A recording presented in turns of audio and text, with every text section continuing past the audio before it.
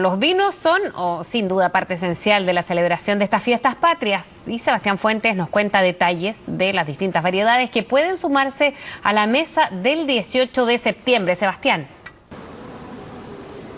Hola, ¿cómo están? Bueno, estamos ya en las fiestas patrias y lo que se transforma en algo que es muy típico, sobre todo en la mesa de los chilenos, tiene relación con el vino, no solamente con el vino tinto, sino que también con el vino blanco. Y en nuestro país hay una gran cantidad de ofertas para poder disfrutar. Queremos conocer detalles respecto a eso, cuál es el mejor vino para acompañarlo con carnes, por ejemplo, o ¿por qué hay tantas cepas en nuestro país y qué diferencia entre una y otra? Y es por eso que estamos con Mariona Gil, enóloga, que además es académica e investigadora de la Universidad Autónoma, para que nos cuente mayores detalles respecto a esto, porque estamos en el mes de la patria y empiezan a salir los vinos en la mesa y hay una gran cantidad de cepas en nuestro país. ¿Qué es lo que hace tan particular Chile, que tiene también una gran variedad de vinos? ¿Cómo estás? Hola, bien, gracias. Bueno, pues al final lo que hace tan especial Chile y el patrimonio vitícola chileno es su orografía y su geografía en general. El hecho de que sea un país tan angosto, ¿verdad?, y tan largo hace que tenga muchas latitudes, con lo cual podemos encontrar diferentes influencias climáticas, podríamos decir, pero además también al ser tan angosto, al ser tan estrechito y tener tantas altitudes, en el fondo también encontramos eso, muchas condiciones, mucha diversidad ecológica en el fondo para el cultivo de la vid y al final, claro, el fruto, el vino es el producto que procede del fruto, procede de la uva en este caso, por lo tanto si tenemos mucha variedad vitícola, mucha variedad de fruta, obviamente vamos a tener también mucha variedad de vinos. Ahora, Mariona, hay una gran cantidad de posibilidades. Por ejemplo, está el Merlot, el Cabernet, el Syrah, los ensamblados. ¿Cuál es la diferencia, por ejemplo, de todos para que la gente ya se empiece a hacer una idea y sepa qué comprar en el minuto de ir a algún lugar? Claro, en función de lo que ocurre, yo en mi humilde opinión creo que el vino bueno es el vino que a uno le gusta. Luego, si uno tiene suerte le va a gustar el vino barato, ¿verdad? Y con menos plata vas a poder tomar la misma cantidad, digamos. Y si tienes menos suerte te va a gustar más bien el vino caro. Pero en cuanto a las cepas sí que es cierto que hay bastante diversidad. También es cierto, no tanta como en otros países del mundo, precisamente porque como Chile está bien aislado, cierto que es como una isla en el fondo, es muy difícil introducir material vegetal porque hay que comprobar que esté libre de virus, que esté libre de cualquier infección que luego se pudiera propagar por el país. Entonces igual no hay tanta diversidad como en otros países, pero sí que es cierto que esa gran diversidad ecológica en el fondo sí que potencia mucho las diversidades entre cepas, digamos, y entre los productos. Por lo tanto, yo creo que con la amplia oferta que hay en el mercado chileno, uno lo que tiene que hacer es eso, es probar mucho vino y decidir cuál es el vino que más nos gusta. El Cabernet es el más tradicional. ¿Qué se caracteriza de ser un Cabernet, por ejemplo, y uno lo puede diferenciar con un Merlot? El Cabernet parece que es un poquito más fuerte que el Merlot. Claro, en principio sí, aunque eso también va a depender de dónde está cultivado el fruto también.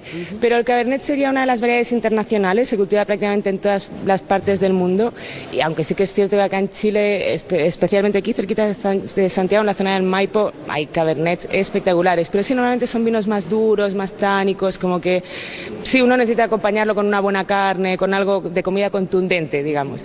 Y en cambio el Merlot, en función de dónde se cultive, sí podría ser más livianito, menos contundente en boca, por lo menos. ¿Y el Syrah, por ejemplo? El Syrah es una de las variedades que es más plástica, digamos, que en función de en qué zona la coseches va a dar un producto muy distinto. Entonces yo creo que el Syrah es la típica cepa que uno puede encontrar de repente un Syrah que te guste mucho, chileno, y otro Syrah que no te guste nada, también chileno. En el fondo, para mí es muy interesante el hecho de que eso, que sea tan distinto siendo la misma cepa, pero también es verdad que eso a veces a la gente le confunde, ¿verdad? Porque uno va al súper, compra un Syrah, le gusta y luego espera que todos los Syrahs del mundo sean iguales. Y no, lamentablemente, bueno, lamentablemente, para mí es una suerte. Pero claro, el hecho de comprar solo por la cepa nos puede llevar a engaños porque en función de qué calidad sea ese vino, de qué calidad sea la fruta, vamos a encontrar un producto también bien distinto. Bueno, ¿uno cómo puede finalmente descubrir cuál es la característica de un buen vino? Claro, yo creo que eso al final, como se trata de una cuestión de gusto personal, ¿cierto? Yo no puedo decirles a ustedes qué vino les tiene que gustar. La gracia es esa, es intentar probar el vino y hay un ejercicio, yo creo que más importante incluso que ser muy sensible a nivel sensorial o a nivel organoléptico, que es un ejercicio de memoria, ¿cierto? Si yo pruebo un vino hoy y me parece bueno, el vino que pruebe mañana me puedo plantear, oye, este vino me gustó más o menos que el vino de ayer. Y esa es la clave, por ahí vamos a ir pudiendo identificar qué cepas son las que nos gustan, qué qué vinos son los que nos gustan, incluso si hay alguna añada que por lo que sea tiene algunas características que nos gustan. Ahora tenemos dos opciones de vino y muchas veces surge la pregunta, y es la pregunta generalmente popular. Por ejemplo, hay algunos vinos, no vamos a mostrar la marca, pero acá hay algunos vinos que tienen como el potito abajo que está hundido. Dicen que cuando tiran eso son mejores los vinos que los que tienen como la base fondo plano. ¿Es cierto eso o no es Bueno, cierto? eso tradicionalmente se había dicho y en principio sí que era cierto por el hecho de que fabricar una botella con ese hoyito que dices tú es más complicado, por lo tanto la botella acaba siendo más cara.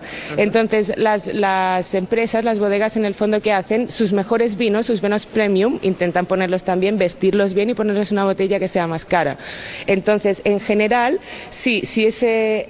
Tradicionalmente, cada vez sucede menos eso, pero sí en general si es más hondo ese hoyito podríamos pensar que en principio debería ser un vino más rico. Igual que si la botella pesa más, ¿verdad? Estamos en el súper a veces y cogemos dos botellas, no sé cuál quiero, y de repente una pesa más, inconscientemente ya pensamos que esa que pesa más será más buena y por lo tanto como que tenemos más tendencia a comprar ese que pesa más. Mariana, la segunda pregunta que también se hacen todos los chilenos, ¿tapa rosca o corcho? ¿Cuál es mejor? Eso depende del vino al final, porque ese corcho va a influenciar cómo va a evolucionar ese vino dentro de la botella. Una tapa rosca no nos deja ingresar nada de oxígeno en la botella, por lo tanto va a conservarse el vino muy bien preservado el oxígeno. En cambio en un corcho sí que puede haber una pequeña oxigenación del vino. En general podríamos decir que hay ciertos vinos blancos y algunos vinos tintos jóvenes o vinos tintos de clima frío que se conservan mucho mejor realmente en tapa rosca que en corcho, aunque eso es lo mismo que decíamos antes. Al final el consumidor tiene siempre la sensación de que no, que con corcho siempre es mejor, pero no nada que ver. De hecho hay algunos vinos, como por ejemplo en el caso de Chile el Sauvignon Blanc, que especialmente se conserva muchísimo mejor en tapa rosca que en corcho. Mariana, lo otra de las preguntas, a veces muchos dicen que el vino hay que dejarlo calentar un poco en la mano, hay que darle un poco de oxigenación. ¿Qué tan cierto es eso para que tome un sabor distinto? Eso también va a depender un poco del vino. En vinos blancos en general no es bueno que tenga mucha temperatura, habría que tomarlos bien fríos o frescos. En el caso de que sea un blanco con un poco de crianza, esos chardonnays que tienen el color un poco más subido, se pueden tomar con un poco más de temperatura. Pero en general el vino hay que tomarlo fresco, frío, incluso el vino tinto. Esa sensación de que, bueno, el vino tinto hay que tomarlo del tiempo, ¿verdad? Bueno, depende de qué tiempo, porque en enero a 30 grados igual no es de recibo tomarlo del tiempo. Entonces, no, yo creo que 14, 16 grados estaría bien, incluso para el vino tinto. Y en lo de airearlo, lo mismo. Hay ciertos vinos tintos que sí, que necesitan un poco de aireación, pero eso lo podemos intuir ya cuando compramos el vino. Si es un vino de una añada vieja, si ese vino lleva mucho tiempo encerrado en la botella, le va a venir siempre bien eso de oxigenarlo un poco, ya sea con un decantador o en la misma copa agitándolo, digamos, antes de proceder a degustar o a tomar en este Lo caso. mismo cuando hace mucho frío y de repente uno tiene el vino en la mano y el clásico chambrea, hay que dejarlo un poquito que repose, ¿no? Bueno, claro, pero ya le digo, va a depender del vino.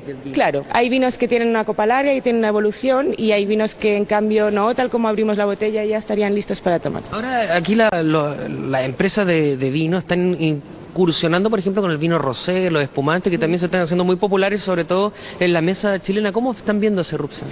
No, yo creo que eso es buenísimo. Todo lo que sea, digamos, educar al consumidor, que la gente tenga más conocimiento, mayor conocimiento de cuáles son los tipos de productos que se elaboran en el país. Y de eso, al final, si tenemos más diversidad, también es más fácil que podamos encontrar cuál es el producto que a nosotros nos gusta realmente.